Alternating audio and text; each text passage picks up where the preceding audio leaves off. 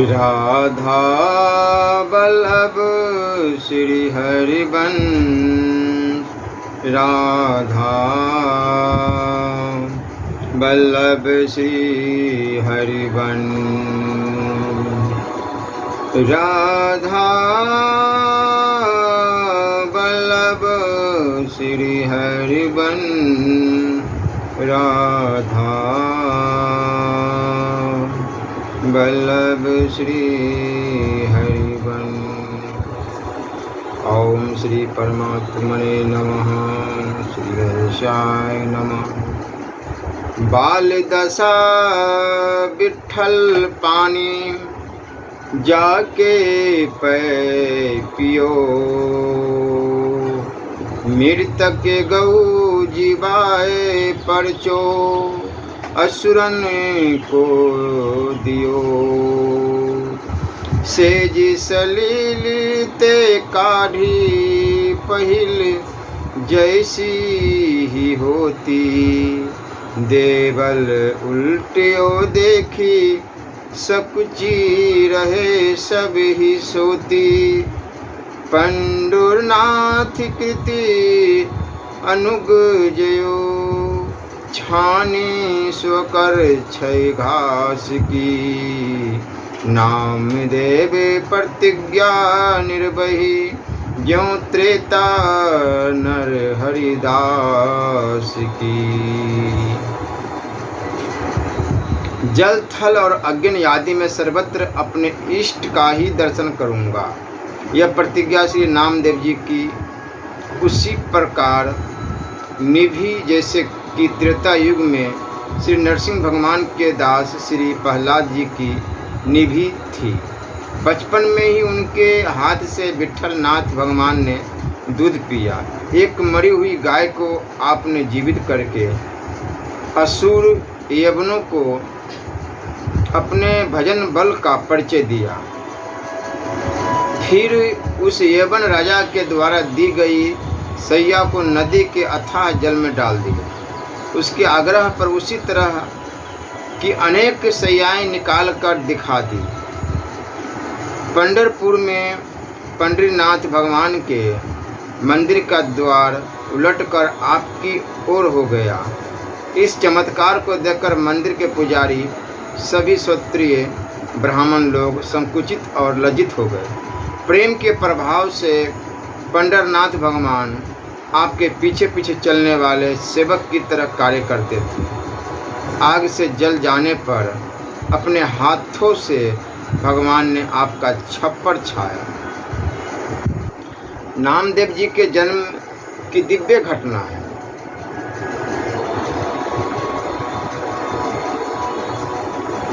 छिपा वामदेव हरिदेव जू को, भक्त बरोता की एक बेटी, पतिहीन भई जानिए, 12 बरस माज भयो तब, कही पिता सेवा सावधान मन, नीके करियानिए, तेरे जे मनोरथ है पूरन करन, यही जो पे दत्त चित है, के मेरी बात मानिए, करत टहल प्रभु बेगी परसने, भय किनी काम वासना, सुपेखी उन्मानिए, विधवा हो गर्भता की बात चली, ठोर ठोर दुष्ट सिर मूरनी, की भई मन भाइये, चलत चलत वामदेव जू के कान परी करी, निरिधार प्रभु आप अपनाइए, भय जू प्रगट बाल नामदेव धरियो, करियो मन भायो, सब संपत्ति लुटाइए, दिन दिन बढ़ियो कछु और रंग चढ़ियो, भक्ति भावंग मढ़ियो, करियो रूप सुखा दइए। श्री नामदेव जी के बचपन के भक्तिमय चरित्र।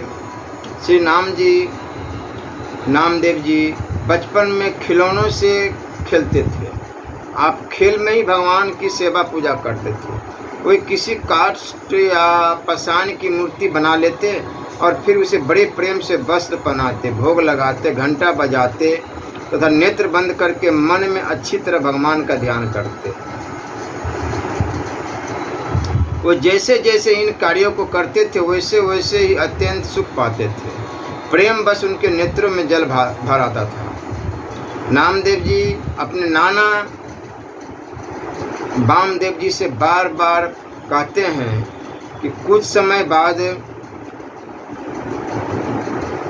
भगवान की सेवा मुझे दे दीजिए, सेवा मुझे बहुत प्यारी लगती है। इस प्रकार नामदेव जी ने बार बार कहा। कुछ समय बाद वामदेव जी ने नामदेव से कहा कि मैं एक गांव को जाऊंगा और 3 दिन में लौट आऊंगा।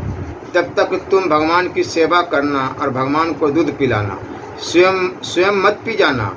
यदि अच्छी प्रकार से 3 दिन सेवा करोगे तो तुम्हें ही सेवा सौंप दी जाएगी। श्री नामदेव जी के हृदय में सेवा प्राप्त करने की लालसा बढ़ी। वे नाना जी से बार बार पूछते कि अभी आप गए नहीं। एक दिन नाना जी के बाहर गांव जाने का समय आ गया। वे चले गए। नामदेव जी ने अच्छी तरह देखभाल कर कढ़ाई में 2 सेर दूध डाला और मन में निश्चय किया कि दूध को औटाकर अति उत्तम बनाऊं, जिससे प्रसन्न होकर प्रभु पी ले। श्री नामदेव जी के हृदय में प्रेम की बड़ी भारी उमंग थी। उन्हें चिंता भी थी कि सेवा में कोई त्रुटि न हो जाए। बालक नामदेव जी दूध लौटाकर उसे एक सुंदर कटोरे में भरकर भगवान के समीप ले आए। दूध में इलायची और मिश्री मिलाई। दूध पिलाने की आशा से पर्दा कर दिया। कुछ देर प्रेम की लंबी श्वास से भरते हुए रहे। फिर पर्दा हटाकर देखा तो दूध भरा कटोरा ज्यों का त्यों रखा था। इससे इनके मन में बड़ी निराशा हुई और भगवान से प्रार्थना करने लगे कि प्रभु आप दूध पीकर तृप्त हो जाए। श्री नामदेव जी भगवान को दूध भोग लगाते और यह देखते कि भगवान ने दूध नहीं पिया है। इस प्रकार 2 दिन बीत गए। स्वयं भी उन्होंने अन्न जल आदि कुछ भी ग्रहण नहीं किया और इस बात को अपने मन में ही छिपा कर रखा। माता जी को भी नहीं बताया और भूखे प्यासे ही रात को सो गए, पर चिंता के कारण निद्रा नहीं आई। तीसरे दिन का सवेरा हुआ। फिर उसी प्रकार सावधानी से दूध को उठाया, इलायची मिश्री मिलाई और आज प्रभु अवश्य ही दूध पी लेंगे। इस भाव से मन को मजबूत करके भगवान के सामने दूध रखा और कहा, प्रभु नाना जी दूध पिलाने को कह गए थे, आप दूध को पीजिए तभी मैं प्रसन्न होऊंगा। इतने पर भी जब भगवान ने दूध नहीं पिया तब श्री नामदेव जी बोले, मैं बारंबार आपसे दूध की विनती करता हूँ परंतु आप दूध नहीं पीते हैं। कल प्राप्त काल नाना जी आ जाएंगे और वे हम पर रुष्ट होंगे, फिर कभी सेवा मुझे नहीं देंगे। इसलिए ऐसे जीने से तो मरना ही अच्छा है। ऐसा कहकर छुरी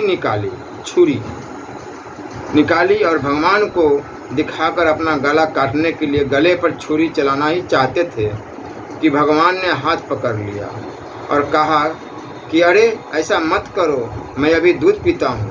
यह कहकर भगवान दूध पीने लगे। श्री नामदेव जी ने देखा कि ये तो सब दूध पी जाएंगे, तब बोले कि थोड़ा सा प्रसाद मेरे लिए भी रहने दीजिएगा, क्योंकि नाना जी के भोग लगाने पर मैं सदा दूध प्रसाद पीता था। चौथे दिन वामदेव जी गांव से लौटकर आए और नामदेव जी से अच्छी प्रकार सेवा की या नहीं यह पूछा, तो इन्होंने अत्यंत प्रेम रंग में भरकर दूध पान लीला का सारा वर्णन किया। यह सुनकर वामदेव जी ने कहा कि मेरे सामने फिर पिलाओ तब हम जाने। तब श्री नामदेव जी ने उसी प्रकार दूध तैयार करके भगवान के सामने रखा, पर भगवान ने नहीं पिया। अब अड़ गए। उसी प्रकार छुरी निकालकर गला काटने को तैयार हो गए कि कल पीकर आज नाना जी के सामने मुझे झूठा बनाना चाहते हो, आपको दूध पीना ही पड़ेगा। बालक के प्रेम हट से प्रसन्न होकर भगवान ने वामदेव जी के देखते देखते दूध पिया और प्रसाद नामदेव जी को पिलाया। वामदेव जी ने सोचा कि मैंने जीवन भर सेवा की पर दर्शन नहीं हुए, आज बालक के प्रभाव से दर्शन हुए। इस प्रसंग के द्वारा भगवान ने यह दिखला दिया कि मैं भक्त के वश में होकर उसके प्रेम के कारण अर्पित भोग को ग्रहण करता हूँ।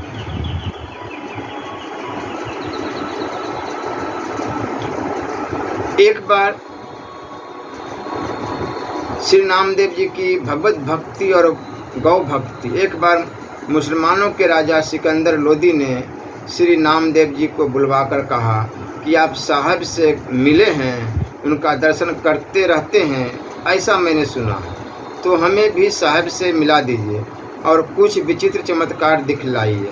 श्री नामदेव जी ने कहा कि यदि हम में कोई शक्ति या चमत्कार होता तो फिर खाने के लिए दिन भर धंधा ही क्यों करते। किसी प्रकार दिन भर धंधा सिलाई छपाई करने से जो भी कुछ मिल जाता उसे संतों के साथ बांटकर खाता हूँ। उन्हीं संतों की सेवा के प्रताप से लोग मुझे भक्त कहते हैं और दूर दूर तक मेरा नाम फैल गया है। तभी आपने भी हमें यहाँ अपने दरबार में बुलाया। यह सुनकर बादशाह ने कहा, आप इस मरी हुई गाय को जीवित कर दीजिए और अपने घर को जाइए, नहीं तो कारागार में रहना पड़ेगा, क्योंकि तुम झूठे भगत बनकर लोगों को ठगते हो। तब आपने सहज स्वभाव से एक प्रार्थना का पद गाकर गाय को जीवित कर दिया और प्रभु कृपा का अनुभव करके सुखी हुए। यह देखकर बादशाह अति प्रसन्न हुआ और श्री नामदेव जी के चरणों में पड़ गया। यह विचित्र चमत्कार देखकर बादशाह ने श्री नामदेव जी से कहा कि आप कृपा करके कोई देश या गांव ले लीजिए जिससे मेरा भी कुछ नाम हो जाए। आपने उत्तर दिया कि हमें कुछ भी नहीं चाहिए। फिर बादशाह ने एक मणि जटित सैया आपको दी। श्री नामदेव जी उसे अपने सिर पर रख कर चलने लगे। तब उसने कहा कि 10-20 आदमी मैं आपके साथ भेजता हूँ, वो इस पलंग को ले जाएंगे और आपके निवास स्थान तक पहुँचा देंगे। आपने बिल्कुल मना कर दिया और कहा कि यह भगवान के शयन का पलंग है, मैं उनका सेवक हूँ, अतः मुझे ही अपने सिर पर रख कर ले जाना चाहिए। फिर भी बादशाह ने कुछ रक्षक भेजे। आगे आपने विचारा कि यह बहुमूल्यवान वस्तु है, इससे अनेक संकट आ सकते हैं, भजन में बाधा हो सकती है। इस कारण मार्ग में श्री यमुना नदी के अथाह जल में उस पलंग को डाल दिया। राजा को इसकी सूचना मिली तो वह चौंक कर आश्चर्य में पड़ गया। सिपाहियों से कहा, उन्हें शीघ्र बुलाकर लाओ। श्री नामदेव जी फिर आए और बोले कि अब क्यों बुलाया। तब बादशाह ने कहा कि जो पलंग मैंने आपको दिया है, जरा उसे यहाँ लाकर कारीगरों को दिखा दीजिए। उसी प्रकार नया दूसरा बनवाना है। श्री नामदेव जी बादशाह को लेकर नदी पर आए और जल में प्रवेश करके अनेक पलंग वैसे और उससे भी मूल्यवान निकाल कर डाल दिए। और बादशाह बोले, आप अपना पलंग पहचान लो। यह देखकर उसकी शुद्धि बुद्धि सब खो गई। श्री नामदेव जी का भक्ति का महात्म्य। श्री नामदेव जी की करामत देखकर बादशाह भयवश उनके चरणों में आ गिरा और प्रार्थना करने लगा कि मुझे ईश्वर के दंड से बचा लीजिए। श्री नामदेव जी ने कहा, यदि क्षमा चाहते हो तो एक बात करो कि पुनः इस प्रकार कभी किसी साधु को दुख मत देना। इसे बादशाह ने स्वीकार कर लिया। फिर उन्होंने कहा कि फिर अब कभी मुझे मत बुलाना। ऐसा कहकर श्री नामदेव जी वहाँ से चल दिए। उनकी इच्छा हुई कि पहले पंडरीनाथ जी के मंदिर में चलूँ, प्रभु के नाम गुण कीर्तन का नित्य नेम पूरा कर लूँ। मंदिर पर गए तो द्वार पर बहुत भीड़ भाड़ दिखाई पड़ी। जूतों की चोरी की शंका से शायद मन एकाग्र न हो, इसलिए कपड़े में लपेटकर जूतों को कमर में बांध लिया। हाथों से भीड़ को हटाकर भीतर गए। दर्शन करके पदगान आरंभ करना ही चाहते थे कि किसी ने जूतों को देख लिया और रुष्ट होकर 5-7 चोटें लगाई, फिर धक्का देकर मंदिर से बाहर निकाल दिया। परंतु श्री नामदेव जी के मन में पंडों के इस व्यवहार से थोड़ा भी क्रोध नहीं आया। जब श्री नामदेव जी मंदिर के पिछवाड़े जाकर बैठ गए और भगवान से कहने लगे कि प्रभु, आपने यह बहुत ही अच्छा किया जो मुझ में मार लगाई, मेरे अपराध का दंड तुरंत ही दे दिया। अब नित्य नियम के अनुसार पद गाता हूँ, सुनो। यह कहकर नामदेव जी पद गाने लगे, जिसे सुनते ही भगवान का हृदय करुणा से भर गया। भक्त को विरह व्यथित एवं दीन देखकर प्रभु व्याकुल हो गए। संपूर्ण मंदिरों को घुमाकर श्री नामदेव जी की ओर द्वार कर दिया। यह देखकर जितने भी वेद पाठी पंडा पुजारी थे, सबके मुख की कांति छीन हो गई। सब ऐसे फीके पड़ गए जैसे पानी उतरने से मोती फीका हो जाती है। अब उनके हृदय में श्री नामदेव जी के प्रति बड़ी भारी श्रद्धा भक्ति उत्पन्न हो गई। सबों ने श्री नामदेव जी के सुख देने वाले चरणों में गिरकर क्षमा याचना की। उन्हें प्रसन्न देखकर सबको शांति प्राप्त हुई। आनी पर्यो प्राय पाए प्रभु पास ते बचाए लीजिए, कीजिए एक बात कभू साधु न दुखाइए। लय यही मानी फेरी कीजिए, न सुधी मेरी लीजिए, गुन्नी गाय मंदिर लो जाइए। देखी द्वार फिर पगदासी कटी बांधी, धर कर सो उछिर करी चाहे पद गाइए। देखी लिनी बई काहू दिनी, 5-7 चुटकिनी धका धकी, ऋष मन में न आइए। बैठे पिछवाड़े जाई, किनी जो उचित यह लिनी, जो लगाई चोट मेरे मन भाए। कान दे के सुनो अब चाहत न और कछु, ठौरमो को यही नित्य नेम पद गाइए। सुनत ही आनी करी करुणा विकल भये, फेरियो द्वारी ते गई मंदिर फिराइए। जेत के सोती मोती आपसे उतरी गई, भई ये प्रीति गए पाँव सुखदाइए।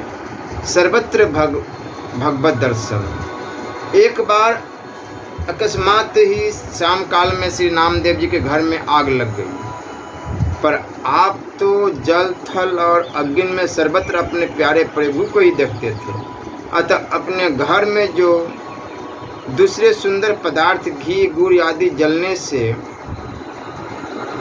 रह गए थे, उन्हें भी उठा कर जलती हुई आग में डालते हुए प्रार्थना करने लगे, हे नाथ, इन सब वस्तुओं को भी स्वीकार कीजिए।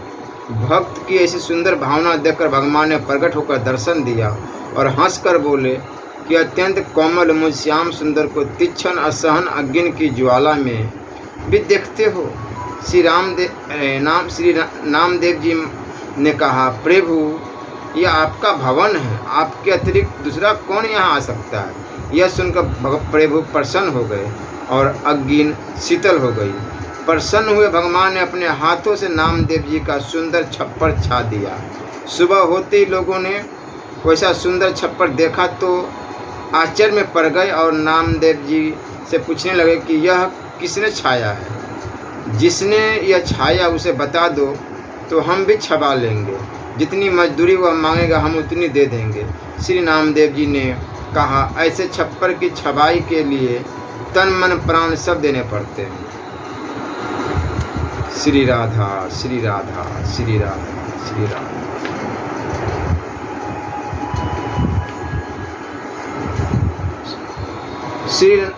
श्री नामदेव जी द्वारा तुलसी दल और राम नाम की महिमा का प्रकट। पंढरपुर में एक बहुत बड़ा धनी सेठ रहता था। उसके यहाँ तुला दान का उत्सव हुआ। उसने अपने को सोने से तौलकर नगर के सभी लोगों को सोना दिया। सेठ ने लोगों से पूछा कि कोई रहा रह तो नहीं गया। तब लोगों ने कहा, श्री नामदेव जी भगवान के बड़े प्रेमी संत हैं, वे रह गए हैं। सेठ ने कहा, उन्हें बुलाकर लाओ। सेठ के नौकर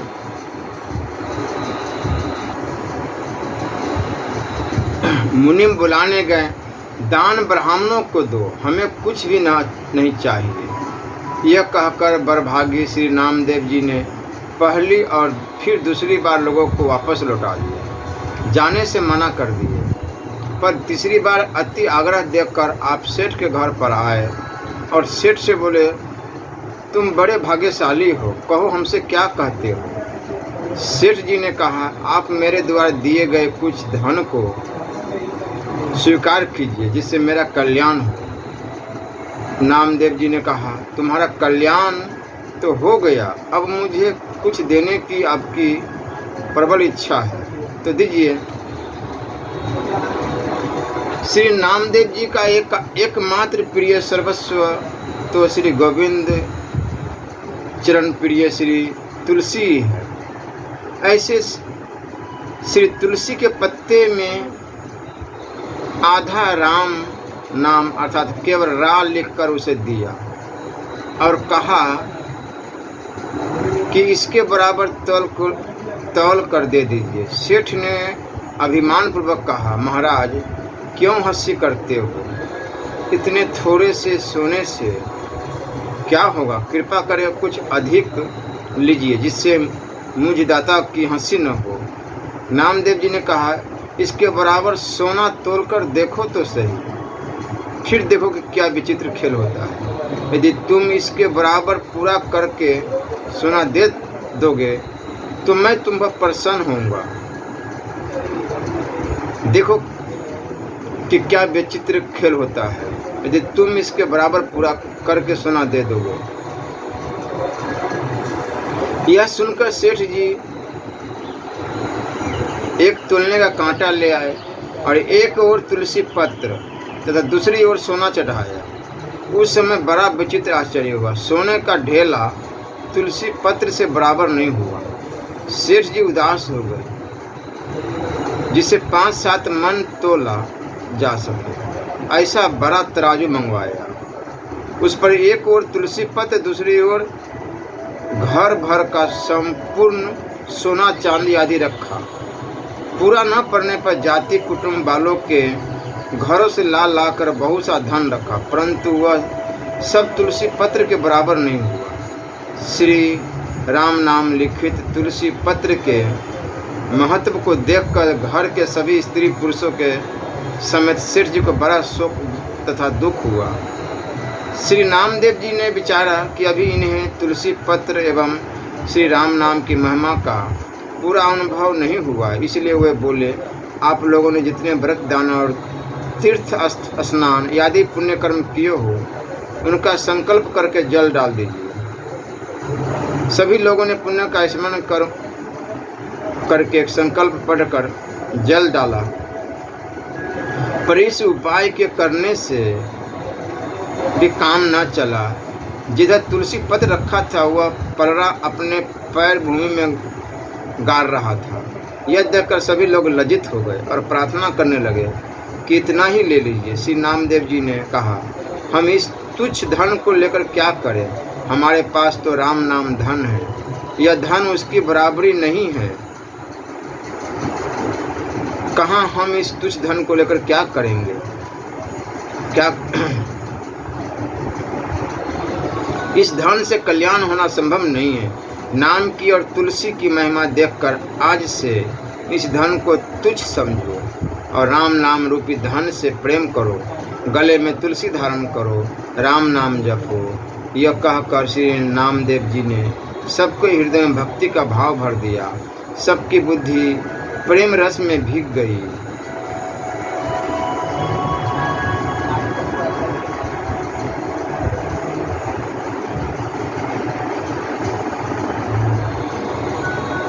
एक बार भगवान के मन में यह उमंग उठी कि श्री नामदेव जी के एकादशी व्रत निष्ठा का परिचय लिया जाए। यह विचार कर उन्होंने एक अत्यंत दुर्बल ब्राह्मण का रूप धारण किया। एकादशी व्रत के दिन श्री नामदेव जी के पास पहुंचकर बड़ी दीनता करके अन्न मांगने लगे कि मैं बहुत भूखा हूँ, कई दिन से भोजन प्राप्त नहीं हुआ है, कुछ अन्न दो। श्री नामदेव जी ने कहा, आज तो एकादशी है, दूध फलाहार आदि कर लीजिए, अन्न न दूंगा। प्राप्त काल जितनी इच्छा हो उतना अन्न लीजिएगा। दोनों अपनी अपनी बात पर बड़ा भारी हट कर बैठे। इस बात का शोर चारों ओर फैल गया। लोग इकट्ठे हो गए और श्री नामदेव जी को समझाने लगे कि इस भूखे ब्राह्मण पर क्रोध क्यों करते हो, तुम ही मान जाओ, इसे कुछ अन्न दे दो। श्री नामदेव जी ने नहीं माने। दिन के चौथे पहर के बीतने पर उस भूखे ब्राह्मण देव ने इस प्रकार पैर फैला दिए कि मानो मर गए। गांव के लोग श्री नामदेव जी के भाव को नहीं जानते थे, अतः उन लोगों ने नामदेव जी के सिर ब्राह्मण हत्या लगा दी और उनका समाज से बहिष्कार कर दिया। पर नामदेव जी बिल्कुल चिंतित नहीं हुए। अपने नियम के अनुसार जागरण और कीर्तन करते हुए श्री नामदेव जी ने रात बिताई। प्राप्त काल चिता बनाकर उस ब्राह्मण के मृतक शरीर को गोद में लेकर उस पर बैठ गए कि हत्यारे शरीर को न रखकर प्रायश्चित स्वरूप उसे भस्म कर देना ही उत्तम है। उसी समय भगवान प्रकट हो गए और मुस्कुराकर कहने लगे कि मैंने तो तुम्हारी परीक्षा ली थी, तुम्हारी एकादशी व्रत की सच्ची निष्ठा मैंने देख ली, वह मेरे मन को बहुत ही प्यारी लगी, मुझे बड़ा सुख हुआ। इस प्रकार दर्शन देकर भगवान ने अंतर ध्यान हो गए। लोगों ने जब यह लीला देखी तो श्री नामदेव जी के चरणों में आकर गिरे और प्रीतिमय चरित्र देखकर सभी भक्त हो गए। एक बार एकादशी की रात्रि को जागरण कीर्तन हो रहा था। भगवत भक्तों को बड़ी प्यास लगी। तब श्री नामदेव जी जल लाने के लिए नदी पर गए। प्रेत भय से दूसरों को जाने का साहस न था।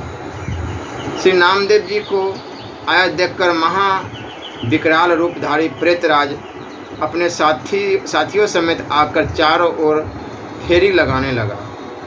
उसका स्वरूप एवं उसकी माया देखकर श्री नामदेव जी थोड़ा भी भयभीत न हुए। उसे अपने इष्ट का ही स्वरूप माना और उन्होंने फेंट से झांझ निकालकर तत्काल एक पद गाया और प्रणाम किया।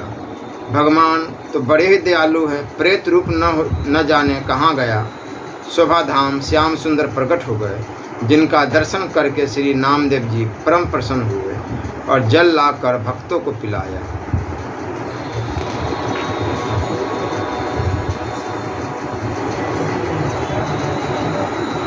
एक बार जंगल में नामदेव जी जंगल पेड़ के नीचे रोटी बनाई, भोजन बनाकर लघु शंका करने गए। लौटकर देखते हैं तो एक कुत्ता मुख में रोटी दबाए भागा जा रहा था। आपने घी की कटोरी उठाई और दौड़े उसके पीछे, यह पुकारते, प्रभु यह रोटियां रूखी है, आप रूखी रोटी न खाए, मुझे घी चुपर लेने दे। फिर भोग लगाए। भगवान उस कुत्ते के शरीर से ही प्रकट हुए। अपने चतुर्भुज रूप में नामदेव उनके चरणों पर गिर पड़े। पंजाब में बारकड़ी पत्थर के एक प्रकार से नामदेव जी की आदि प्रचारक है। अनेक लोग उनकी प्रेरणा से भक्ति के पावन पथ में प्रवृत्त हुए। 80 वर्ष की अवस्था में संवत 1407 विक्रम में नश्वर देह त्याग कर ये परम धाम पधारे। श्री राधा वल्लभ लाल की जय।